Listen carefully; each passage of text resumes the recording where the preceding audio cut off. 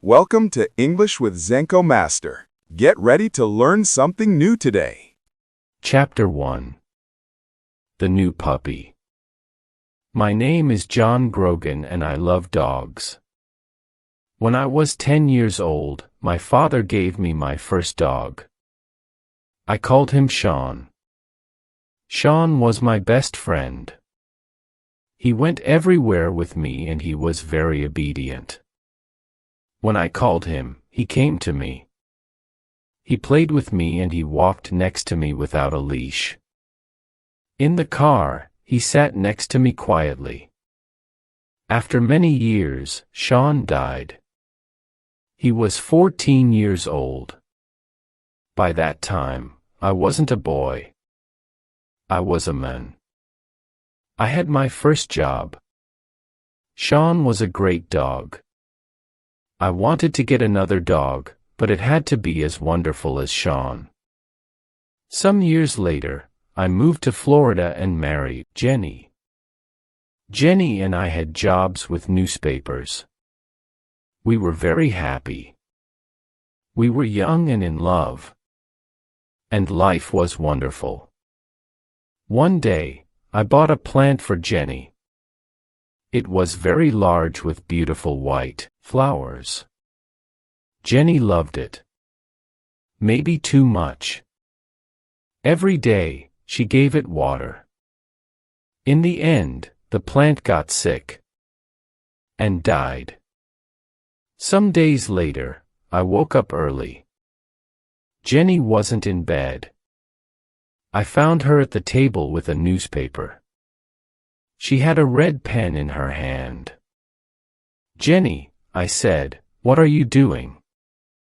She showed me the newspaper. It was open at a page of ads. "Look at this, John." She said. I saw an ad with a big red line under it. "Beautiful Labrador puppies, 5 weeks old." "I can't forget about that plant," Jenny said. Why couldn't I look after a plant? I only had to give it water, but I killed it. She looked sad. But then she smiled. I can't look after a plant, but maybe I can look after a dog. And later, maybe I'll be ready for a baby. I thought about that. Jenny and I wanted to have children one day, but we loved dogs too. Our little house was a good place for a dog. We lived near a park and near a beach. And the house had a big yard with lots of trees. "Okay," I said. I put my arms around Jenny. "Let's get a dog." So some days later, we drove to the address in the ad. The house was in the middle of some woods. A woman came to the door and there was a beautiful yellow Labrador with her. "I'm Lori," said the woman. "And this is Lily. She's the puppy's mother." "Where's the father?" I asked. "Oh," said Lori. "Sammy boy, he's around here somewhere." Then she said quickly, "Do you want to see the puppies?" Lori took us into a room behind the kitchen. There were a lot of newspapers on the floor and a large box by the wall. In the box were 9 yellow puppies. "Oh," cried Jenny. "Aren't they beautiful?" We sat on the floor with the puppies. One little puppy really liked us. He climbed up our shirts and looked into our eyes. "The puppies are $375 each," said Lori. "But you can have that puppy for $3.50. I stood up and turned away from the puppies. Then I turned back quickly and shouted loudly. The other puppies ran away. But the little puppy ran to me and climbed over my shoes. "That's our puppy." Jenny laughed. I held him in front of my face. I looked at him and he looked at me. He had very large brown eyes. I gave him to Jenny and she held him too. I think he likes us, I said. We paid Lori for him. Come back for him in 3 weeks, she said. He'll be 8 weeks old. So you can take him then. We thanked Lori and said goodbye. On our way to the car, I put my arm around Jenny. Isn't it wonderful? I said. We got our dog. Yes. She said. I can't wait to bring him home. Suddenly we heard a loud noise in the woods. Something ran out of the trees, something large and yellow. It was a big Labrador, but this dog was very different from Lily. This dog was wild and dirty.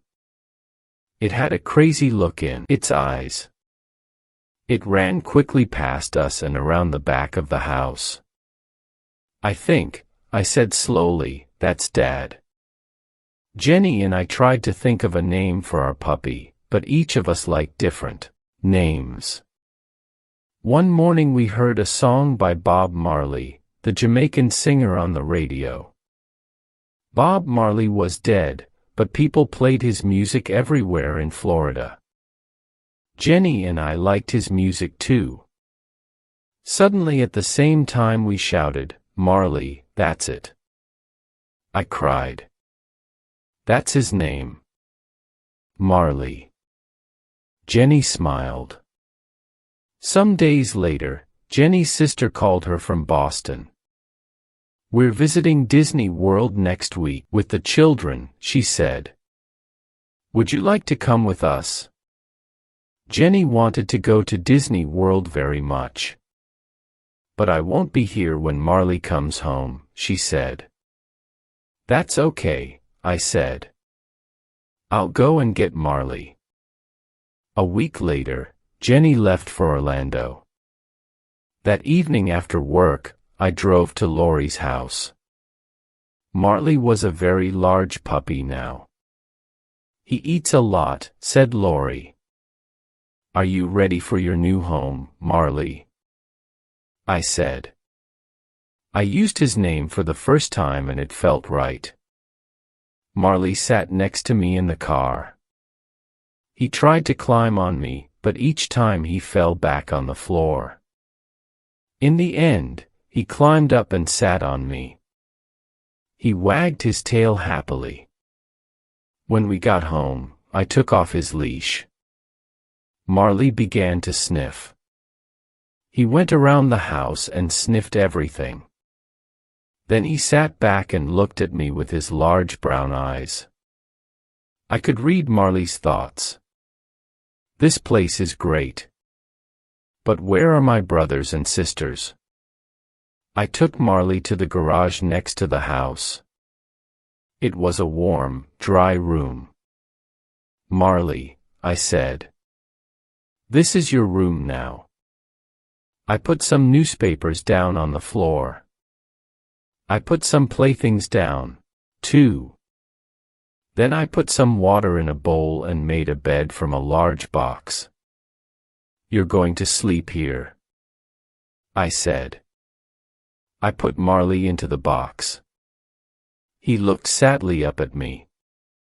I went back into the house and closed the door. I stood and listened. I could hear nothing. Then I heard a cry. And then another cry. The cries got louder and louder. When I opened the door again, Marley stopped crying. I petted him for some time. Then I left again and closed the door. Marley started to cry again. I was very tired, so I went to my bedroom. My bedroom wasn't near the garage, but I could hear Marley's cries. I felt sorry for him. His family wasn't there. After I got into bed, I listened to Marley's cries for half an hour. Then I got up and went back to the garage. Marley stopped crying and wagged his tail. I carried his box into my bedroom and put it on the floor next to my bed. Then I got into bed and put my hand down into the box. Some minutes later, Marley was asleep. I slept, too. Chapter 2. Life with Marley. For the next 3 days I played with Marley. I lay on the floor and he climbed on me. He followed me everywhere and he tried to chew on everything. When Jenny came back from Disney World, she played with Marley, too. She held him and petted him. She got up in the night and took him outside. Most of all, she gave him food. Marley ate 3 large bowls of puppy food every day. He got bigger all the time. His head and his paws were very large and his tail was thick and heavy. When he wagged his tail, he pushed everything onto the floor: magazines and glasses and photos. Marley loved to grab things and hold them in his mouth. He grabbed things from the floor and from the dining room table. He grabbed shoes, pens, bottle tops, and many other things. "All right, what have you got this time?" I asked. When I opened his mouth, I always found something new inside. Every morning I took Marley for a walk on the beach. Then I put him in the garage with a bowl of water and some playthings. After that, I went to work. I always said, "Be a good boy, Marley." Jenny came home at lunchtime and gave him food. In the evenings we took Marley down to the beach again, but our walks weren't easy. Marley ran in front of us and pulled on his leash. We pulled him back, then he pulled us again. He went this way and that way and he sniffed everything. We tried to teach Marley, "Come, stay, sit down, no." But he didn't listen to us. He wasn't obedient. He was like an excited child, but every day he got bigger and stronger. "I killed the plant, but I'm good with Marley," Jenny said happily. One day Jenny invited a friend to our house. Her friend brought her old dog Buddy with her. Buddy and Marley ran and played. Then they were tired, so they lay down in the yard. Some days later, Jenny was with Marley when she said, "Come and look at this, John." I looked and I saw something small and black in Marley's fur. "Oh.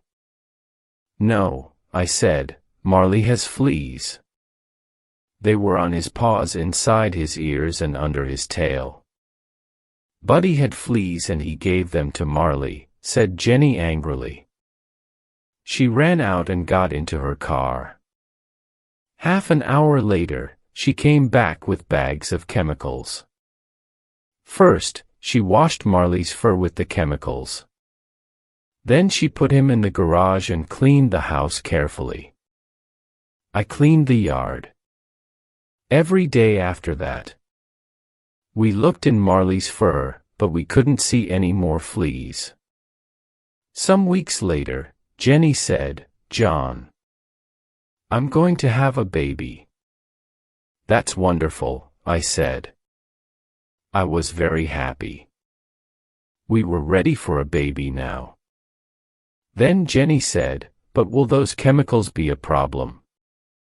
"What chemicals?" I asked. "What do you mean? Don't you remember? I used very strong chemicals when Marley had fleas." "They can't be good for a baby," she said.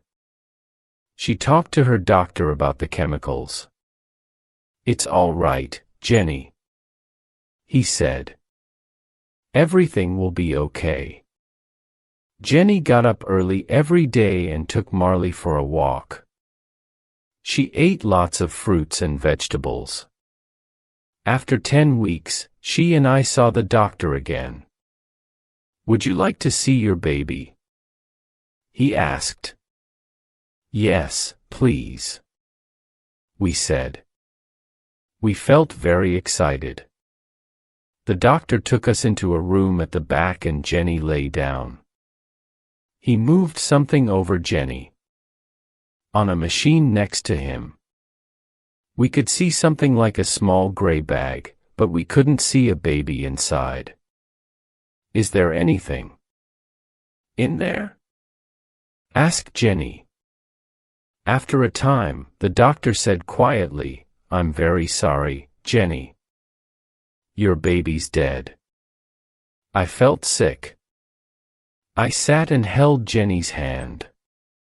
We didn't say anything for a long time.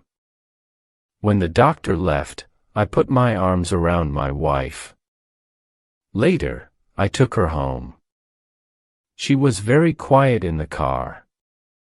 Her eyes were red, but she didn't cry. Back home, Jenny went into the dining room and sat down quietly on a chair. I got Marley from the garage. He was very excited. He jumped up and wagged his tail. He wanted to play. Not today, Marley, I said sadly. Marley ran into the yard.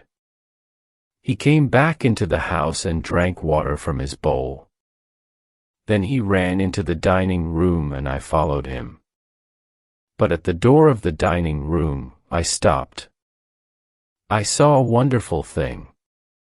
Marley stood quietly in front of Jenny with his tail between his legs. He put his big head on her legs. He looked at her with his large eyes and made small cries. Marley understands, I thought. Jenny petted his head and put her face in his fur. Then suddenly she began to cry. I went to them and put my arms around them. The three of us stayed there for a long time.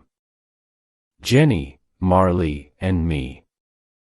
Chapter 3, The Obedience. Class. When Marley was 6 months old, Dr. J, the animal doctor, told us about an obedience class. We loved Marley very much, but he wasn't an obedient dog. Every day he got bigger and stronger and he didn't listen to us. He jumped up on us. He grabbed things in the house and chewed them. When I bought flowers for Jenny, Marley ate them. We met the teacher of the obedience class. She had a cold face and she didn't smile. There are no bad dogs, she said. But there are some very weak people. The class was every Tuesday evening. We put Marley into the car and drove to the first class. When Marley saw the other dogs, he got very excited. A party. He jumped out of the car. I ran after him, but I couldn't catch him. Marley sniffed every dog before I caught his leash. Take that dog back to his place in the line, said the teacher. Who was going to be his boss? You or your wife? I am, I said. Me too, said Jenny. No, said the teacher. A dog can only have one boss. Okay, said Jenny. I'll do it. The other dogs sat quietly in a line. Jenny took Marley to his place. I stood and watched. Suddenly Marley saw another dog at the end of the line. That dog looked interesting. He started to pull Jenny. She tried to stop him, but she couldn't. Marley was stronger than Jenny, so he pulled her to the other dog. Then he sniffed around it. That dog thinks he's the boss, said the teacher coldly. She started to teach the class sit and down. Sit, Jenny told Marley. But Marley didn't want to sit. He jumped up and put his paws on Jenny. After the class, the teacher said, You have to be strong with that animal. You're the boss. Show him that. When we got home, Jenny said, "You can take Marley to the class next week." The next Tuesday, Marley and I went back to the class. Jenny stayed at home. In the car, I said to Marley, "I'm the boss." "You're not the boss. I'm the boss. Do you understand?" But Marley only looked at me and wagged his tail. Then he tried to chew my hands. In this lesson, the dogs had to walk quietly next to us. It was a very important lesson for Marley. When he went for a walk with Jenny and me, he always pulled us. The teacher gave us chains. "Put the chain over your dog's head," she said. "When he pulls you, pull him back with it. It will hurt him so he'll stop pulling." I tried to put the chain over Marley's head, but Marley, of course, got very excited. A new game. He grabbed the chain with his teeth. I tried again, but each time Marley grabbed it. In the end, I got the chain over Marley's head and started to walk with him. When Marley pulled in front of me, I pulled him back with the chain. But then he pulled away again. "Here," said the teacher, "I'll show you." She took Marley's leash and started to walk with him.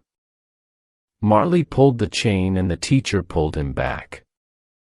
But then Marley pulled the chain again. This new game was great. Then Marley saw me. He started to run to me and he pulled the teacher after him. Marley was bigger and stronger than the teacher, so she couldn't stop him. She was very angry. After class, the teacher said, "Your dog isn't ready for this class. He's too young.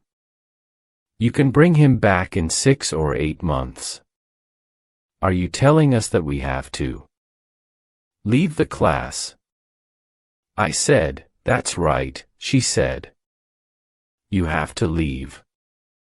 Because Marley couldn't go back to the class. I started to teach him at home. But it was difficult. Marley wasn't a fast learner. We had another problem with Marley. In Florida, there were often thunderstorms. Marley was afraid of loud noises. He went crazy in a storm. He broke things and made everything dirty. After each storm, Marley quickly forgot about it. He was happy again and wanted to play. But in the next storm, the same thing happened. He was afraid, so he went crazy again. We talked to Dr. J about the problem. Dr. J was young and he understood dogs very well. "What can we do?" we asked. "When Marley gets crazy, he breaks things. One day he'll get hurt in a storm." "Marley is 7 months old," said Dr. J. "I'll neuter him. Then he won't get so excited. He'll be a quieter, happier dog." I thought about that. "Oh," I said, "I don't really know." "Yes," said Jenny. "That's a great idea. Bring Marley here on your way to work," said Dr. J. "It doesn't take long. He'll be ready by the afternoon. You can get him again on your way home." A week later, we took Marley to Dr. J. Marley ran from the house and jumped into the car. He was very happy. He loved to go out with Jenny and me, his 2 best friends. Jenny drove and I sat next to her with Marley. He pushed at the window with his nose. He wanted to sniff outside the car. I opened the window and Marley put his nose outside. I feel sorry for Marley, I said to Jenny. Then I looked at him. His front paws were out of the window.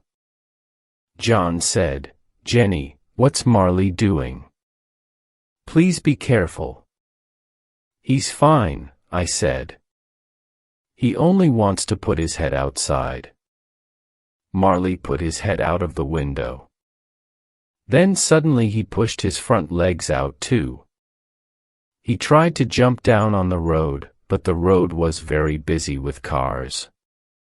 John shouted, Jenny, hold him. Jenny tried to stop the car, but she couldn't. The other cars drove around us very fast. It was very dangerous. Now Marley's front paws were down on the road. He ran next to the car. I grabbed him by his tail and Jenny stopped the car. Now what? I shouted. I couldn't pull Marley back into the car. I couldn't open the door. I couldn't get my other arm out. And there were cars all around us. The other drivers looked at us angrily. Jenny opened her door and got out of the car. She ran around it and grabbed Marley. I opened my door and got out too. In the end we got Marley back into the car. When we got to Dr. J's, I took Marley inside. He sniffed everywhere. Then he pushed over a table with magazines on it. I gave Marley's leash to Dr. J. Please neuter him as quickly as possible. I said, please. That evening when I took Marley home, I saw a change in him. He wasn't excited and crazy. He moved quietly and slowly. Good, I thought. Chapter 4. Changes at home. Jenny and I worked hard at our jobs. We also worked hard at home. So one evening I said, let's go on vacation, Jenny. The next day I bought 2 airplane tickets. They were for a 3-week vacation in Ireland. What are we going to do about Marley? Asked Jenny. We can leave him in the house, I said. Somebody can stay here with him. Marley is a difficult dog, said Jenny. That person will have to be kind but also strong. He or she will have to be his boss. I know, I said, then I had an idea. Kathy loves animals. Kathy worked in my office. The next day I asked her and she said, yes. Before she arrived, I wrote some notes for her about Marley. There were 6 pages of notes. I showed them to Jenny. Did I forget anything? I asked. Jenny read the notes. Then she said, you can't tell Kathy all that. She won't want to stay with Marley. But when Kathy read the notes, she smiled. Marley and I will be fine, she said. Have a great vacation. Jenny and I had a wonderful vacation in Ireland. The weather was fine and warm. We drove on small country roads and walked by the ocean. At night we stayed in the houses of Irish families. We forgot about our jobs in Florida. When we arrived home, Marley ran outside to us. Kathy stood at the door. She looked very tired. Her bag was next to her. I'm sorry, she said. But Marley broke a lot of things in the house. He wasn't obedient and he didn't listen to me. We thanked Kathy, but she wanted to leave very quickly. I turned to Marley. All right, Marley, I said, tomorrow you're going to learn about obedience. The next morning Jenny and I went back to work, but first I put the chain around Marley's neck and took him for a walk. Marley started to pull me. "Sit, Marley," I said. Marley sat. "Okay, let's try that again," I said. We started to walk and Marley pulled me again. I made the chain very short and pulled him back. It hurt him, but it was the only way. In the end he learned his lesson. He walked next to me and didn't pull me. I felt very happy. "Good, Marley," I said. "I'm the boss." Some days later, Jenny called me at the office. "John," she said, "I went to see the doctor. I'm going to have a baby." This time, Jenny and I were very careful and we put away every chemical in the house. Jenny looked well. She got up early each morning and took Marley for a walk by the ocean. When we went to the doctor, we saw our baby on the machine. But I didn't forget about Marley. I worked with him every day. Marley was more obedient now, but he didn't listen to me all the time. He came when I called him sometimes. In our yard, we had a fruit tree. Marley loved eating fruit.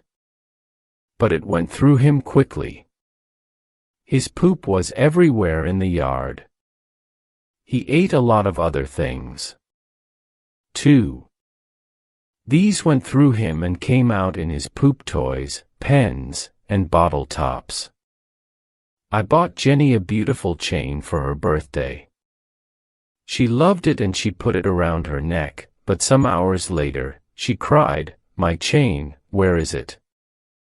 Maybe I didn't put it on right. We didn't go outside. I said, "So it's here in the house."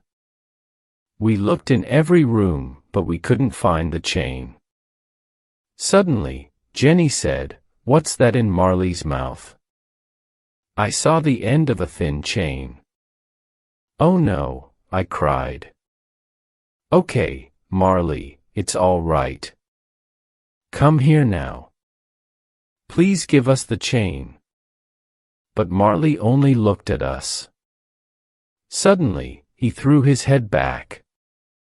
"He's eating the chain," cried Jenny.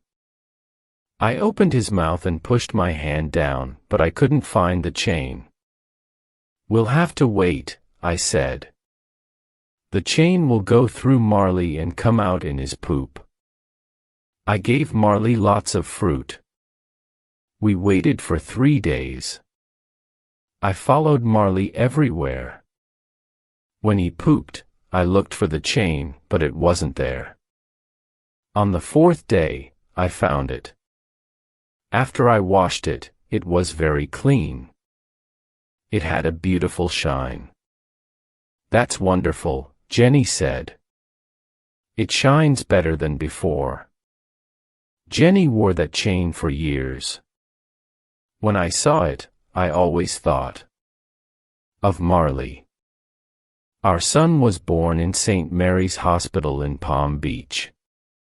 We called him Patrick, an Irish name. "Things are going to change at home for Marley now," said Jenny. "Maybe he won't like the changes." I brought Jenny and Patrick home from the hospital. Patrick was asleep and we put him on our bed. Then we went to the garage and brought Marley into the house. He followed Jenny into the bedroom. But he didn't see Patrick on the bed.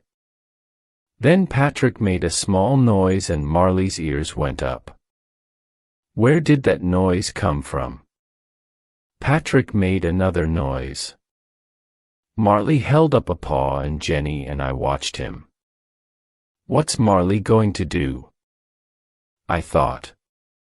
Marley jumped up onto the bed. I pulled him back quickly and held him. Patrick's eyes were very wide, but Marley didn't want to hurt Patrick. He sniffed all around him. Now Marley had a new best friend. When he was near Patrick, he wasn't wild and crazy. At night, he slept under Patrick's bed. 6 months later, Patrick started to move around. Marley lay on the floor and Patrick climbed over him. Sometimes Patrick pulled Marley's fur. But Marley lay quietly and didn't move. We were parents now and we were happy. We had our wonderful baby. We had our dog. We had our house by the ocean. Life was good. Then when Patrick was 9 months old, Jenny said, "I'm going to have another baby." 5 difficult days. Sometimes bad things happened in our street. One night in October, Jenny and I were in bed. Marley lay on the floor next to me. Suddenly I heard a cry, the cry of a girl. It came from the street outside. I felt afraid, but I jumped out of bed. "Come with me, Marley," I said. "Please, John, don't go out there," said Jenny. "Call the police." I said, "I'll be careful." I held Marley by the end of his chain. The girl cried again. We went outside and a man ran away down the street. 2 young men ran to me. "Go and stay with the girl," they shouted. "Help her. We're going after the men." I ran to the girl. She was my neighbor's daughter, Lisa. She was 17 years old. Her shirt was red and wet. "What happened?" I asked. "I was in my car," she said. A man got in and put his hand over my mouth. He said, "Don't make a noise," but I did, and he cut me with his knife. I held Lisa in my arms. "It's going to be all right," I said. But I didn't really think that. Lisa's face was gray, and she was very weak. I looked at Marley. He stood and looked down the street. He looked strong and ready for a fight. Nobody could get past him. Some minutes later, the police arrived with doctor, and they took Lisa away. A policeman asked me questions. Then I went home with Marley. Jenny met us at the door. "Marley was a different dog tonight," I said. "Nothing can hurt us when he's with us." I looked at Marley. "You did well tonight," I said. "Lisa didn't die. She got well again." But I never forgot that night. One night when Jenny and I were in bed, she said, "John, I think the baby is coming. Please call the doctor." Something's wrong, I thought. It's too early for the baby. I took Jenny to the hospital. "Your baby is too small," the doctor said to her. "We have to stop him coming out. You'll have to stay in the hospital." Jenny was in the hospital for 12 days. I stayed at home with Patrick and Marley. I did the housework. I cooked and washed clothes.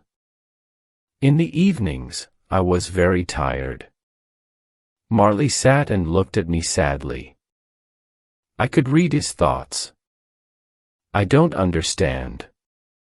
Why doesn't John want to play with me? Why doesn't he take me for walks? And where's Jenny?" I didn't do things at home very well. I left the bathroom door open all the time. Marley loved to go into the bathroom and to drink water from the shower. One day I took Patrick on a visit to the hospital. "What did you do to Patrick?" Jenny asked. What do you mean? I asked. He's fine. Look at him, said Jenny. I looked. His arms were in the legs of his baby clothes. Jenny called my Aunt Anita. She also lived in Florida but in a different town. Please, can you look after John and Patrick? She said. 2 days later, Aunt Anita arrived. She did the housework and everything at home was fine again. When Jenny came home, she had to stay in bed all day. This was a very difficult time for her. She couldn't cook or go for a walk. Worst of all, she couldn't hold Patrick. Marley brought his playthings into the bedroom and lay on the floor next to Jenny. He stayed there day and night. Aunt Anita had to go home to her husband. So I had to look after the house again. Then one day when the doctor visited Jenny, he said, "You can get up now. The baby is bigger." Jenny was very happy. She got up and played with Patrick and Marley. She started to do the housework. The next day we went to a Greek restaurant for lunch. But suddenly, the baby started to come. So I took Jenny to the hospital. Then everything happened very quickly. 1 hour later, I held my beautiful new son in my arms. Jenny and I had 2 sons now, Patrick and Connor. One was 17 months old and one was a baby. We were very happy with our sons, but we were tired all the time. The babies woke us every night. We couldn't sleep for more than 2 hours. Connor had problems with Jenny's milk. After he drank, he was sick. So Jenny was very sad. "What's wrong with me?" she said. "Connor doesn't like my milk. Maybe I'm not a good mom." She started to get angry quickly. She didn't get angry with Patrick and Connor. But she was often angry with Marley and me. Marley could do nothing right. I bought a plant and planted it in the yard. The next day, Marley pulled it out and ate it. Then he broke a door in the house. He went crazy when there was a thunderstorm. One day when I got home from work, I found Marley with Jenny. Jenny was very, very angry. "Why do you break everything?" she shouted. "You're a very bad dog." Marley stood with his head down and she hit him again and again. I went and grabbed Jenny's arms. "Hey, hey, hey," I shouted, "stop, stop." I looked into Jenny's face, but the look in her eyes was new to me. Her face was the face of a stranger. "Get him out of here," she said. "Get him out of here now." I opened the front door and Marley ran outside. When I turned back for his leash, Jenny said, "You have to find Marley a new home." She couldn't mean it. She loved this dog. I walked out of the door. Marley ran and jumped around. He wasn't hurt. I took Marley into the street and said, "Sit." He sat. I put his chain over his head with the leash. Then I took him for a very long walk. When we got home, Marley was very tired. I took off Marley's leash and he ran to his bowl. The water went everywhere on the floor. I cleaned it. Jenny sat in a chair with Patrick and Connor. When I walked past her, she said quietly, "I want that dog to leave." I felt very sad. Marley was my friend and I loved him. I didn't want to find a new home for him. But I also had a wife and 2 small children. I had to think about them. I talked to my friends and neighbors about Marley. "Do you want a Labrador?" I asked. But nobody did. I looked in the newspapers. They were full of ads from people within dogs, and a lot of the ads were for Labradors. These people paid a lot of money for their dogs, I thought. But now they're looking for new homes for them. Labradors are too difficult, too big and strong. Marley wasn't an easy dog. He wasn't obedient and he broke things. But we brought him to our home when he was a puppy. He loved us and we loved him. He was our dog. I took Marley back to the obedience class. A different teacher was there now. This time things went better. I said, "Sit," and Marley sat. I put the chain around his neck and he walked quietly next to me. I said, "Stay," and he stayed. I walked away from him, but he didn't move. Then I turned and said, "Come." Marley ran quickly to me. "Good boy, Marley." I said, "Good boy." At the end of the 8 weeks, the teacher gave me a paper. It said, "Marley did well in the obedience class." I was very happy. On the way home, I sang after this. A wonderful thing happened. Jenny got better. She stopped being sad and was strong and happy. She was a good mother to Patrick and Connor, and she was kind to Marley again. She danced around the room with him. Sometimes at night when he was quiet, she lay on the floor with him, her head on his neck. Jenny's here with us again, Bob, I thought. That's great. Chapter 6. Marley makes a movie. Jenny's friend Colleen worked for a film company. One day Colleen called Jenny. "My company is making a film about a family in Florida," she said. "They want pictures of a family home. Can I come and take some pictures of your house?" Colleen came and took photos of our home and the children and of Marley too.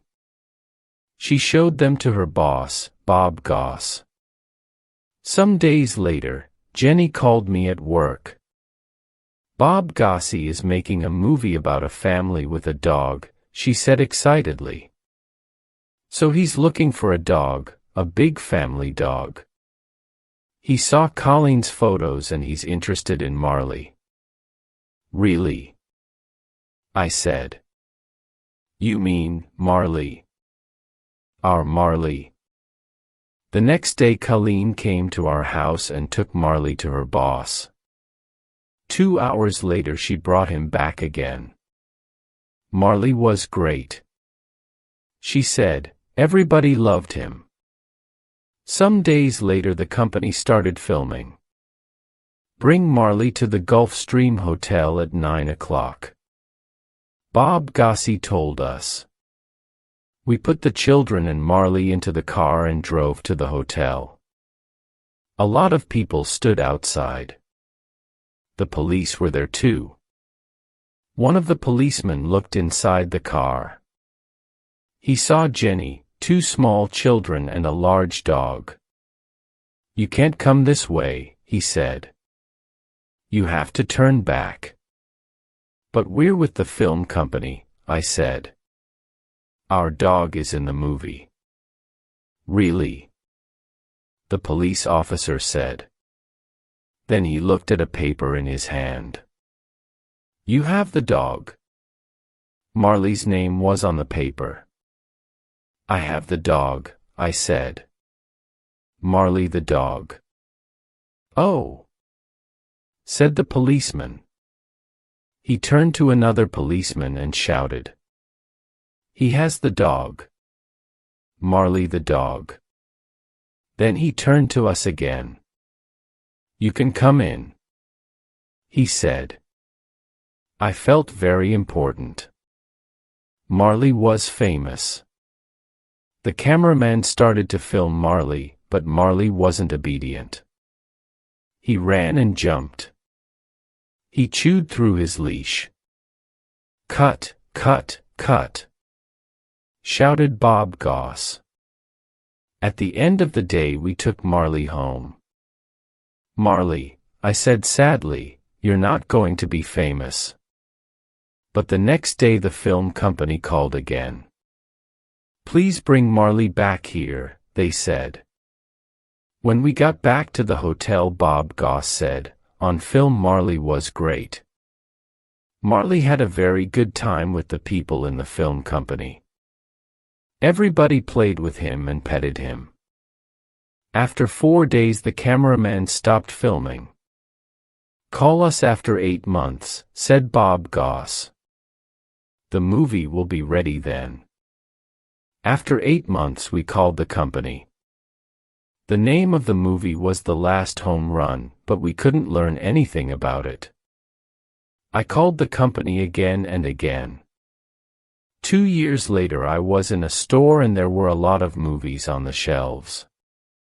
Suddenly I saw The Last Home Run. Marley's movie. I bought it and took it home.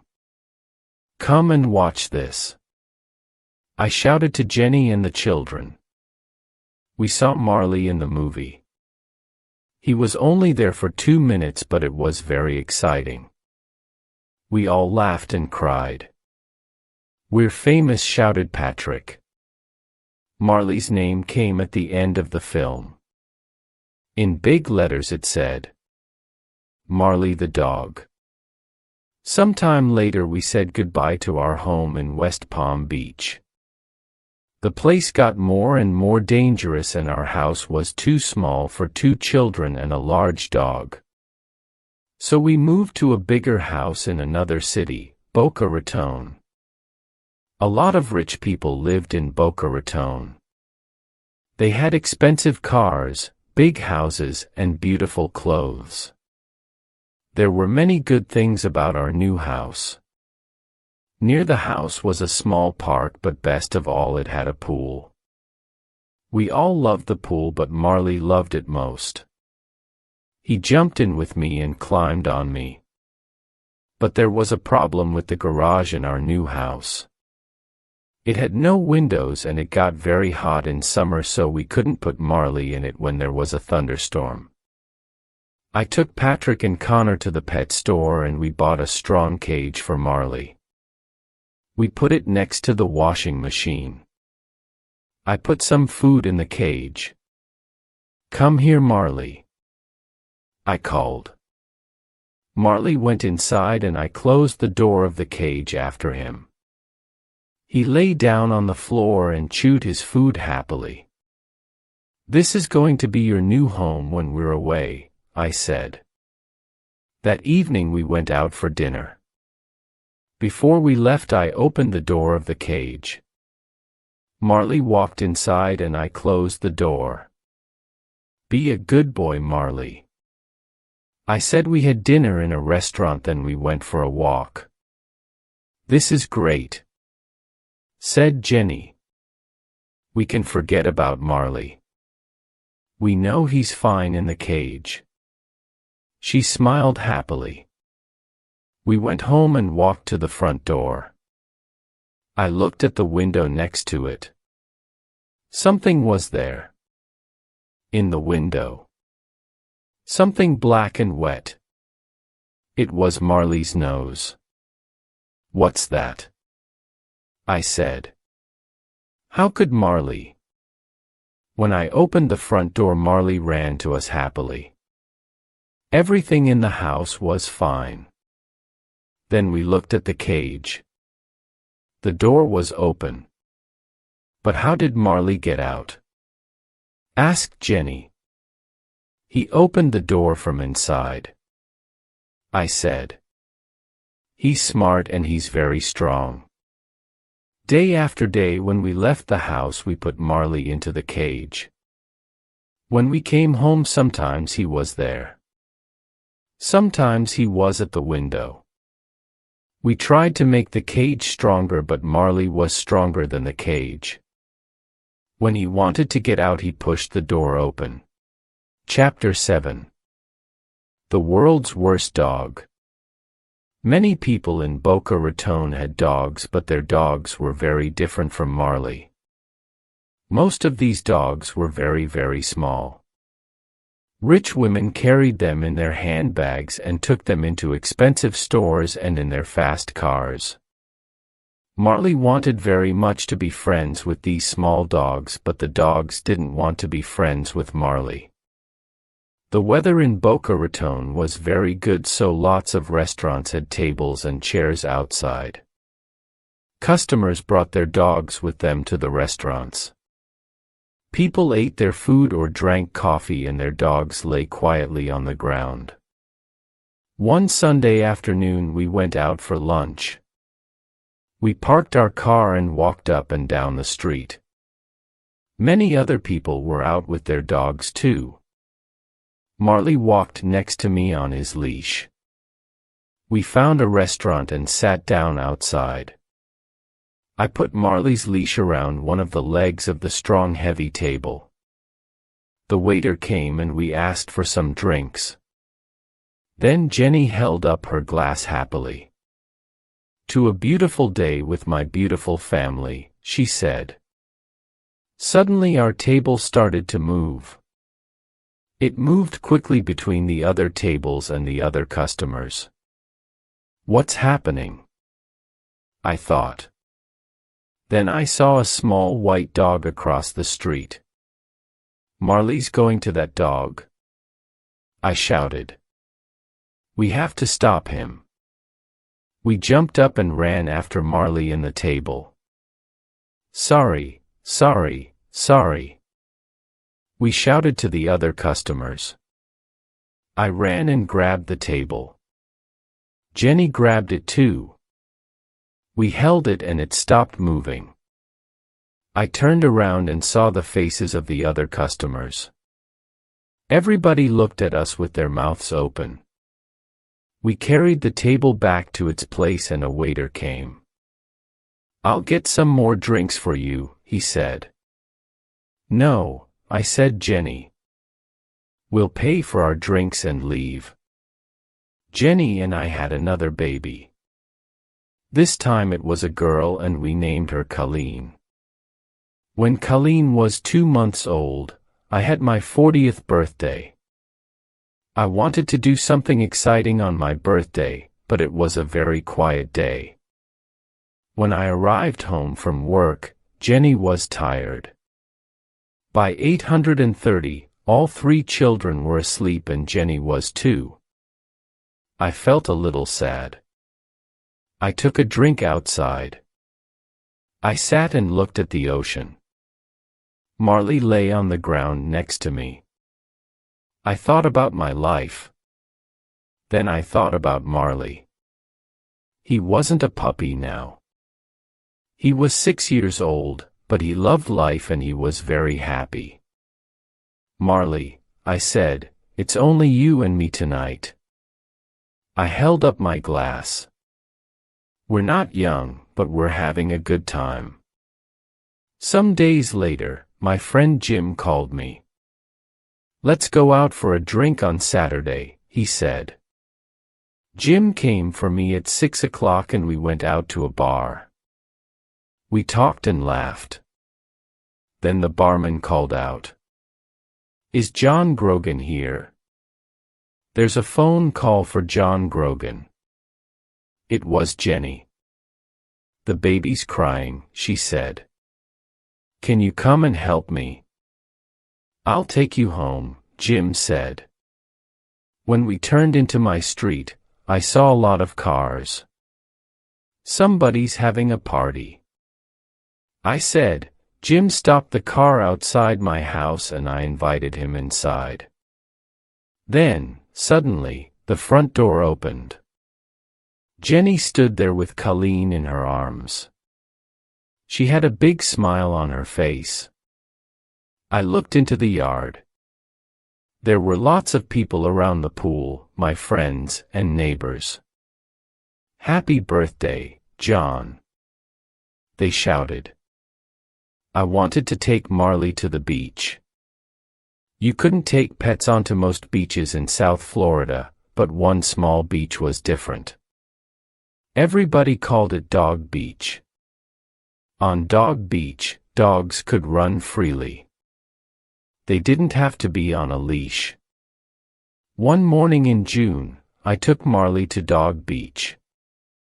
There were lots of people with dogs, but the dogs were on leashes. What happened? I asked a man. The police came, the men said. We have to use a leash. So I walked Marley on his leash. But I felt sorry for him. After our walk, I gave Marley a bowl of water. Then a man arrived with a big black dog. It looked dangerous. Don't be afraid of him, said the man. This is Killer, but he's very friendly. He doesn't fight other dogs. I told the man about the police. That's stupid, he shouted. This is Dog Beach. He took off Killer's leash and Killer ran into the water. Marley looked at Killer, and then he looked at me. I could read his thoughts. Please, please, please, I'll be good. But then Marley started to drink from the ocean. Stop that, Marley, I cried. You'll be sick. But Marley didn't listen to me, and he didn't stop drinking. Then he started to turn around in the water. Oh no. I thought I ran into the water, but it was too late. Marley pooped everywhere. Hey! Somebody shouted angrily. Get your dog. Marley, no. I shouted. I could feel everybody's eyes on me and on Marley. No, Marley, no, no, no, no. Marley's poop was everywhere. The other people grabbed their dogs. Marley came out of the dirty water and looked at me happily. But we had to leave. That wasn't nice, the men with Killer said. Sorry, I said. I put Marley's leash on him. Other dogs didn't drink water from the ocean. Marley wasn't a bad dog, but sometimes he did stupid things. What's wrong with you, Marley? I said on the drive home. Sometimes you're the worst dog in the world. I never took Marley to the beach again. Chapter 8. We move north. When Colleen was 2 years old, I got a job with a magazine in Pennsylvania in the northeast of the United States. We were ready for a change from Florida. There were too many people and cars. The weather was always hot, with a lot of thunderstorms. We wanted to live in a quiet place in the country. We wanted to see summer, winter, spring, and fall. Most of all, we wanted to see snow. Our new home was very beautiful. There was a small river near our house and there were woods all around it. Marley was very happy. I loved playing in the woods and running after small animals. 3 weeks after New Year, it snowed. The children were very excited because it was their first time. We put on warm jackets and ran outside. Marley followed us. Marley was very funny in the snow. He fell down all the time. Snow lay on his fur and his face. I could only see a black nose and 2 brown eyes. I could read his thoughts. I don't understand. What's this? It feels so cold and wet. But then Marley jumped up again. He ran around the yard and jumped through the snow. The children laughed happily and Marley was happy too. We had a great time. It was almost the end of our first winter in Pennsylvania. We were very happy in our new house. But Marley was 9 years old now. He moved more slowly and he slept for most of the day. Sometimes when I took him for a walk, he got very tired. His fur in many places was gray, not yellow. Life with Marley wasn't easy. He cost us a lot of money. He ate a lot of food and he broke a lot of our things. We could never change him. We knew that. But he was one of our family. He loved us and we loved him. That spring I said to Jenny, "Let's get some farm animals." "Okay," she said. "But we don't have a place for big animals. Let's get some chickens. Then we can have eggs every day." Jenny talked to one of the moms at the children's school. Donna lived on a farm. She gave Jenny 4 baby chickens. The chickens lived in a box in the kitchen. They ate and pooped. Then they ate some more and they got bigger. One morning I woke up early when I heard a call from downstairs. Cock-a-doodle-doo. I woke Jenny up and asked, "What's that noise?" "Oh," she said. "I don't know." She turned over and slept. Every morning the chickens made a lot of noise. Sometimes they made loud noises very near Marley.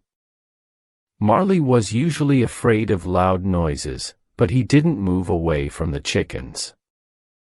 That's strange, I thought. Can't Marley hear the chickens? One afternoon when Marley was asleep in the kitchen I walked up behind him. "Marley," I said. But Marley didn't move. "Marley," I said again. Nothing. "Marley," I shouted. Marley turned. He stood up and wagged his tail. Oh no, I thought. Marley can't hear. But Marley could hear some things. When we put food in his bowl, he always heard the sound of his dinner. He ran in from the next room. Marley was always hungry. He ate 4 big bowls of dog food every day and he also ate our food. Labradors are big dogs and Marley was a very large Labrador. But he never got fat. One day I came home from work early and I went into the kitchen. Marley was there. He didn't see me and he didn't hear me. There was a sandwich on the kitchen table. Marley stood up and put his paws on the table. Then he ate the sandwich. "What are you doing, Marley?" I asked. "You were a bad dog." But he didn't hear me. He ate the sandwich happily. I put my hand on Marley's fur and he jumped. When he saw me he lay down on the floor. He looked up at me and I started to laugh. I couldn't be angry with Marley. He was old now and he couldn't hear. I couldn't change him. The chickens weren't afraid of Marley and he never tried to catch them. They walked around the yard and Marley went with them. Chapter 9. Marley gets older. Jenny and I had a good life. Our children were young. We felt young too. But when we looked at Marley we saw many changes. The years went past and he was 12 years old. By this time he couldn't hear anything. His fur was gray.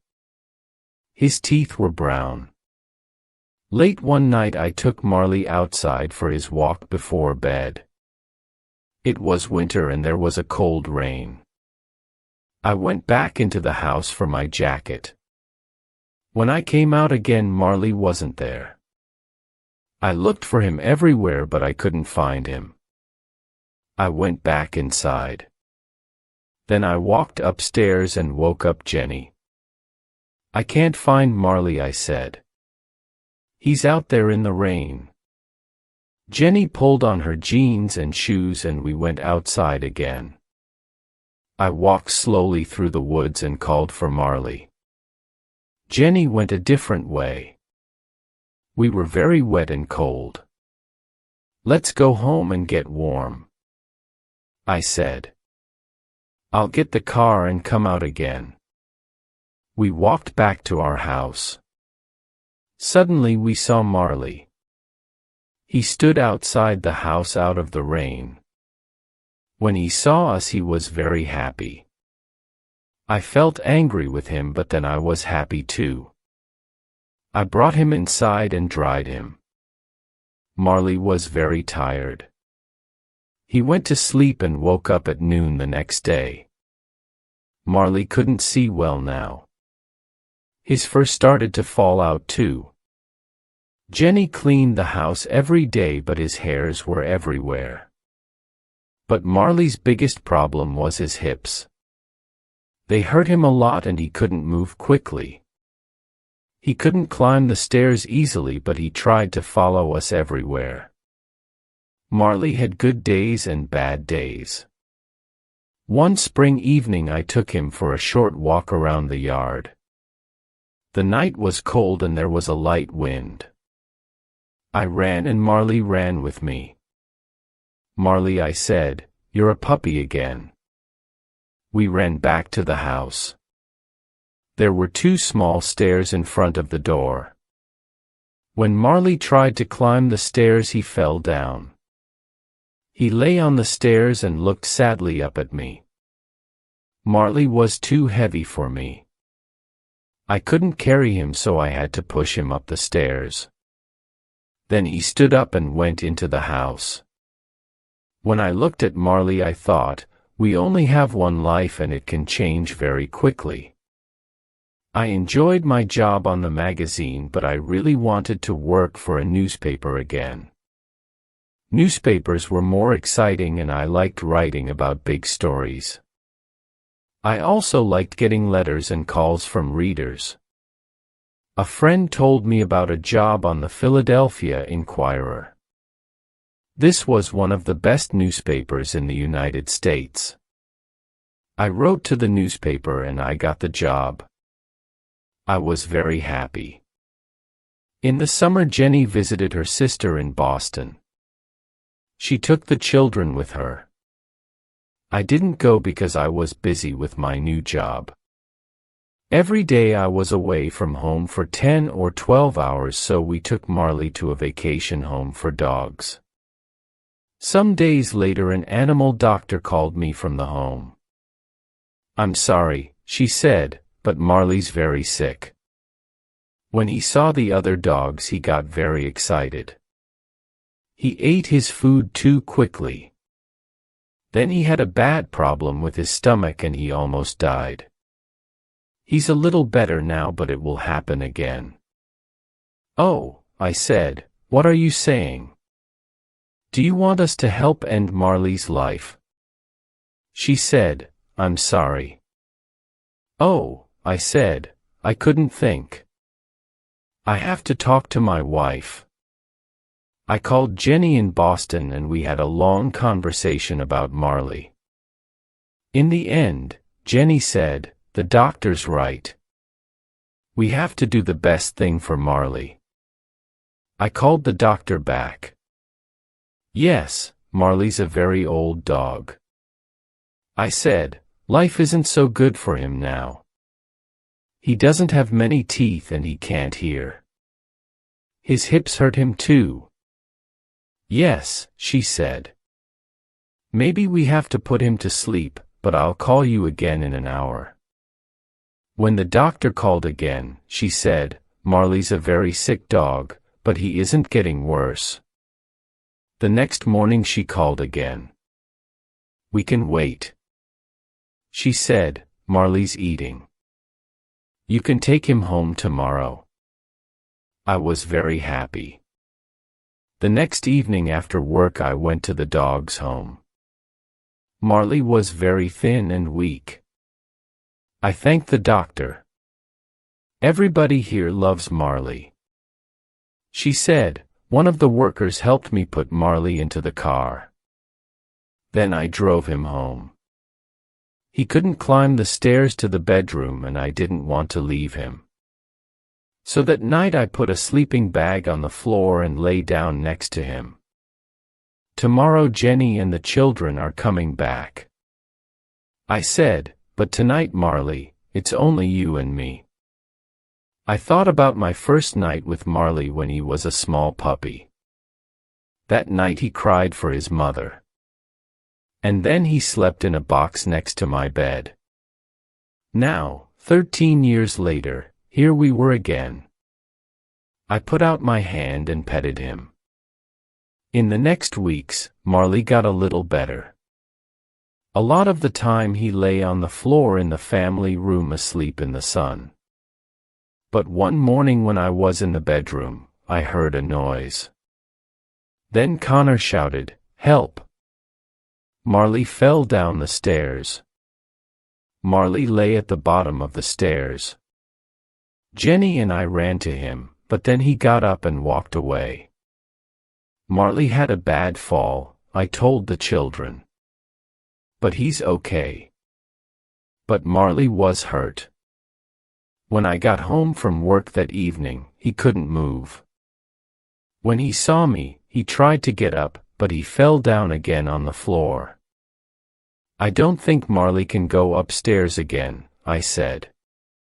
But I was wrong. The next day I was upstairs at my computer in my bedroom when I heard a sound. I turned around.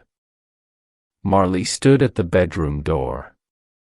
"Marley," I said, "what are you doing here?" I went to him and petted him. Then I looked into his eyes. "Marley," I said, "you're going to tell me when it's time, right?" Chapter 10. A Great Dog. Winter arrived early that year. The children waited for the snow. Can Marley live through another winter? I thought Jenny and I took the children to Disney World in Florida. It was their first Christmas away from home and they were very excited. Jenny took Marley to the animal doctor's office. They gave him a home there and watched him carefully. We had a great family vacation, but on the way home somebody called us from the doctor's office. "Marley's very tired," she said, "and his hips are really hurting him." The next day Jenny went for Marley. He got out of the car, but he couldn't walk into the house. He lay on the ground outside. Jenny called me at work. "I can't get Marley inside," she said. "He can't get up." I left my office and went home. When I arrived, Marley was inside the house, but he was very sick. He lay on the floor. For the first time in 13 years he didn't get up when he saw me. His eyes followed me, but he didn't move his head. I looked at his stomach. It was very big. I called the animal doctors. "Bring Marley here now," a young woman doctor said. I looked at Jenny and she looked at me. "Marley has to go to the hospital," we told the children. "The doctors are going to try to make him better, but he's very sick." With Jenny's help I put Marley into the back of the car. He lay on the floor. I petted his head. "Oh Marley," I said again and again. At the hospital I helped him out of the car and took him inside. The young doctor took him away. Then she came back and showed me some pictures of the inside of Marley's stomach. I'm very sorry, she said quietly. We can't do anything for Marley now. I understand, I said. Please can I say goodbye to him? Yes, of course, she said. Have as much time with him as you want. Marley was asleep. I got down next to him and ran my fingers through his fur. I held up each ear in my hands. I opened his mouth and looked at his teeth. Then I held up his front paw. I want you to understand something, Marley, I said. Sometimes we called you the world's worst dog, but you're not. We never told you this before, but you're a great dog, Marley, a great dog. I sat with Marley for a long time, then I called the doctor. I'm ready now, I said. I held Marley's head and the doctor gave Marley something. It didn't hurt him. He died quietly. I want to take Marley home, I said. Two people brought a large black bag out to my car. Then I thanked the doctor and drove away. When I got home, the children were in bed. I put my arms around Jenny and we cried for a long time. Later we went outside.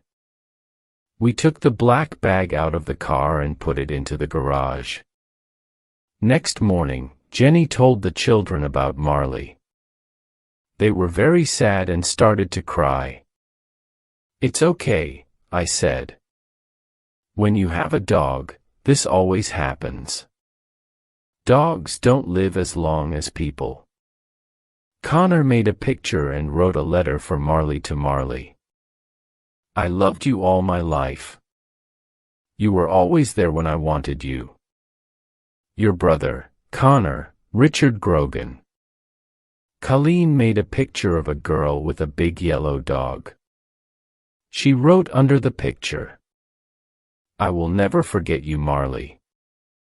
I found a very good place for Marley in the ground under two big fruit trees. I put the black bag in the ground and Jenny and the children watched. After I finished, everybody said, We love you, Marley. Then we went back to the kitchen and told stories about Marley. Sometimes we laughed and sometimes we cried. The next days were very difficult. The house was very quiet. When I came home at night, there was no Marley. Jenny cleaned the house, but his fur was everywhere. On morning, when I put on my shoes, I found some of Marley's fur inside them. Marley was my dog for 13 years. He wasn't an obedient dog, but he was important in my life. I wanted to tell other people about him. So I wrote about him in my newspaper. Nobody called Marley a great dog. Or a good dog, I wrote. He was wild and crazy. He had to leave obedience school. He chewed things and he wasn't very intelligent. But he understood people's feelings and he was very good with children. A person can learn a lot from a dog. Because of him, I listened to my feelings. Because of him, I enjoyed winter sunlight in the snow and a walk in the woods. Because of him, I can be a good friend. A dog can show us the important things in life. A dog is interested in fast cars or big houses or expensive clothes. Give a dog your love and he will give you his. Many people read about Marley in the newspaper. Animal lovers called me and wrote to me. They wrote to me about their love for dogs. They wrote about their feelings when their dogs died. Many people wrote funny stories about their dogs. Some people wrote, Marley wasn't the worst dog in the world. My dog's the worst dog in the world. I began to feel better. I took the letters home and showed them to Jenny. She laughed too. Winter came to an end and it was spring. Our yard was full of flowers. I didn't think about Marley all the time. When I thought about him, I usually remembered the happy days. In many ways, life without a dog was easier. The house and the yard were clean. We could enjoy going out to dinner. But something about our family wasn't right. One morning Jenny showed me the newspaper. "Look at this." She said it was an ad for a dog. I saw a photo of a big yellow Labrador. I looked at the photo. Then I looked again. "That's Marley," I said. "It isn't Marley," said Jenny. "Look." Under the photo was the dog's name. Lucky. I read.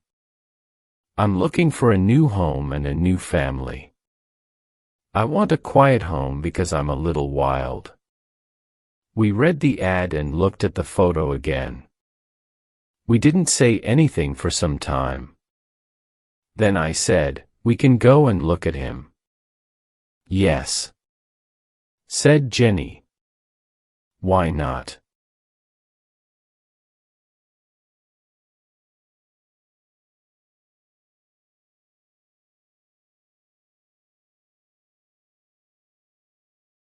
Thanks for watching. If you learned something new today, be sure to like this video, leave a comment, and subscribe for more. And don't forget to share this with a friend.